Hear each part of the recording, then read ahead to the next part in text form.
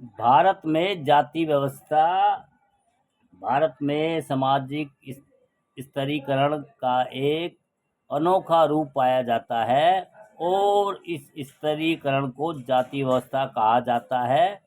दुनिया के अन्य देश, विशेषकर एशियाई देशों में भी वर्तमान में या भूतकाल में यह व्यवस्था रही है, परंतु भारत में जाति व्यवस्था अपने पूर्ण रूप में पाई जाती है। मध्ययुगीन यूरोप की सामंती व्यवस्था जाति व्यवस्था का ही रूप थी। कुछ एक प्रजातीय समूह तथा यहूदियों एवं हबशियों को अमेरिका सहित अब भी कथित सभ्य देशों में निम्न जाति का समझा जाता है। हिंदू जाति व्यवस्था की विचित्र बात यही है कि इसमें कुछ एक समूह को स्पर्श तथा एवं अगम्य समझा जाता है।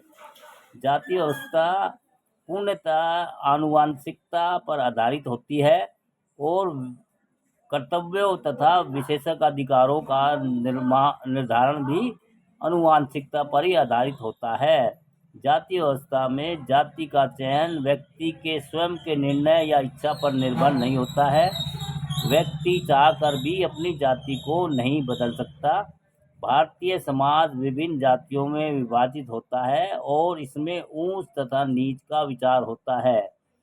एक जाति अन्य जाति के मुकाबले स्वयं को ऊंच या निम्न समझती है। यही ऊंच नीच की भावना एक जाति की अनेकों उपजातियों में आपस में पाई जाती है। जाति व्यवस्था की उत्पत्ति का सही खोज नहीं की जा सकती। इस व्यवस्था का जन्म भारत में हुआ ऐसा माना जाता है। जाति व्यवस्था के कई सिद्धांत माने जाते हैं भैया। कई सिद्धांत माने जाते हैं। नंबर 1 है व्यवस्था का प्रजातीय सिद्धांत। डॉक्टर मजूमदार के अनुसार जाति व्यवस्था का जन्म भारत में आर्यों के आगमन के पश्चात हुआ।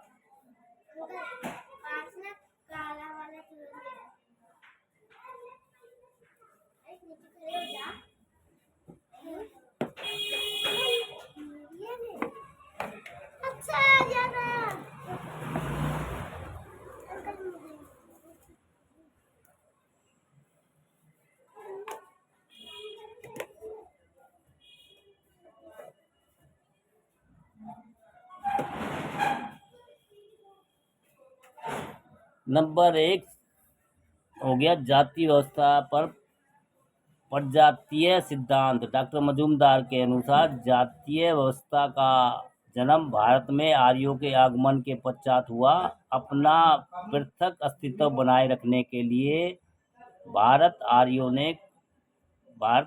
ने कुछ एक व्यक्तियों को समूह के लिए वर्ण शब्द का प्रयोग किया। हम ऋग्वेद में आर्य तथा दास के अंतर को स्पष्ट रूप से पाते हैं। ऋग्वेद में 3 वर्णों ब्राह्मण, क्षत्रिय एवं वैश्य का वर्णन अक्सर आता है। शूद्र वर्ण का जिक्र केवल एक बार आता है। शूद्र वर्ण में घरेलू नौकर जिनकी स्थिति दास जैसी भी शामिल थे। निष्कर्षतः प्रजातीय सिद्धांत के अनुसार भारत की जाति व्यवस्था का प्रमुख कारण आर्यों का आगमन रहा है। नंबर 2 राजनीतिक सिद्धांत। इस सिद्धांत के अनुसार वर्तमान जाति व्यवस्था ब्राह्मणों द्वारा स्वयं को सामाजिक सोपान में उच्चतम स्तर पर रखने हेतु युक्ति का परिणाम है। उत्तर वैदिक युग के ब्राह्मणीय साहित्यों में कुछ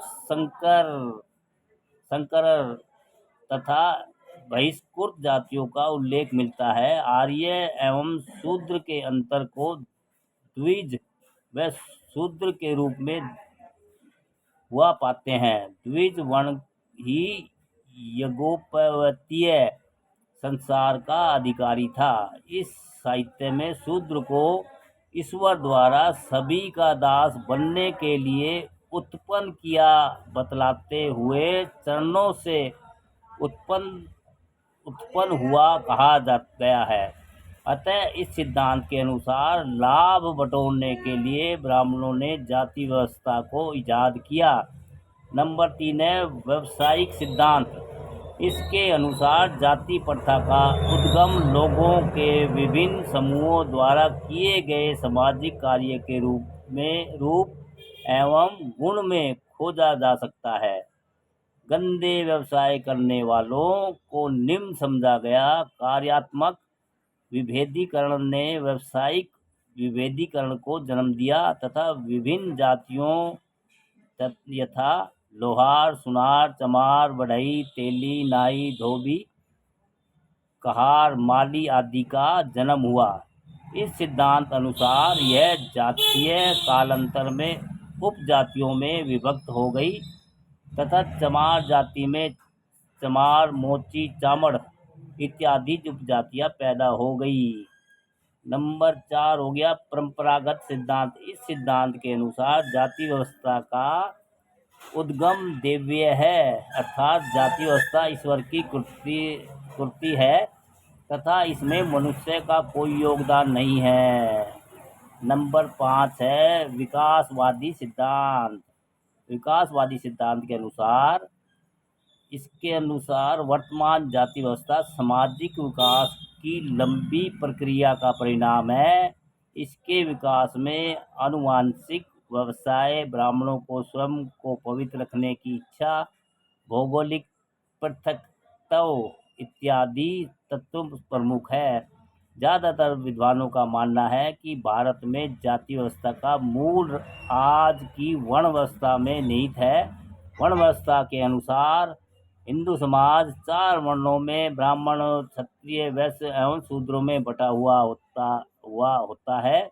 तत्पश्चात यह चारों वर्ण अनेकों जातियों व उपजातियों में बट गए हैं। वर्ण व्यवस्था में व्यवसाय पर आधारित व्यवस्था थी, जिसमें व्यक्ति के व्यवसाय का निर्धारण उसके वर्ण पर निर्भर होता था। कालांतर में यह निर्धारण इतना सख्त हो गया कि व्यवसाय का चयन व्यक्ति की इच्छा पर नहीं बल्कि उसके जन्म पर निर्भर हो गया।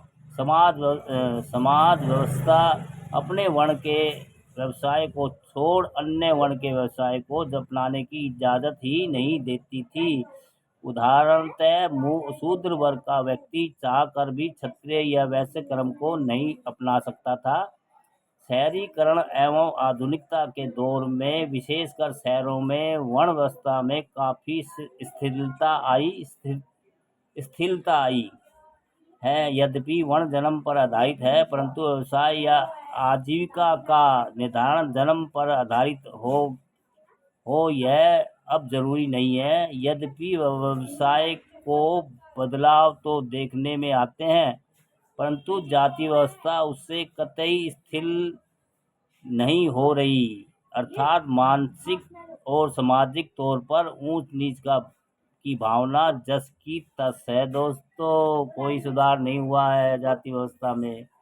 आज भी अगर पता लग जाए कोई चाय की दुकान छोटे वर्ग का लोग खोला हुआ है या किसी का होटल ढाबा किसी छोटे वर्ग का है, तो वहाँ पे लोग तरह तरह की बातें करते हैं और भैया जातिवादी अनुसार उसके काम धंधे को चौपट भी करवा देते हैं। दोस्तों, अच्छा जानकारी लगे तो दोस्तों वीडियो को लाइक कमेंट शेयर भी करिए।